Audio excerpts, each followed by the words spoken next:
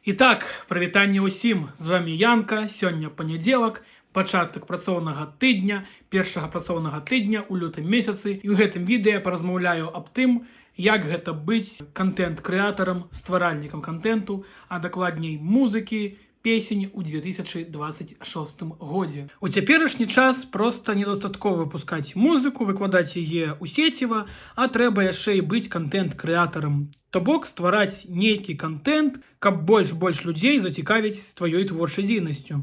І насамрэч, на прыкладзе мяне, я вельмі доўгі час ігнараваў TikTok, сацыяльныя сеткі, я проста выкладаў музыку ў інтэрнэт, пісаў там дзесьці ва ВКонтакце ці дзе-небудзь яшчэ, што ў мяне новая песня, і на гэтым усё. Але з цягам часу я зразумеў, што трэба ствараць контент, каб больш людзей зацікаўліваліся тваёй творчай дзейнасцю.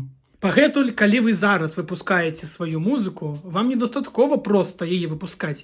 Вам трэба ствараць контент, які будзе распавядаць пра нейкія закулісныя справы, пра тое, як вы стваралі гэту песню, пісалі, аранжыроўку, што-небудзь яшчэ, і проста падтрымліваць актыўнымі сацыяльныя сеткі. Вось такія справы, сябры. Да сустрэчы ў заўтрашнім відэа.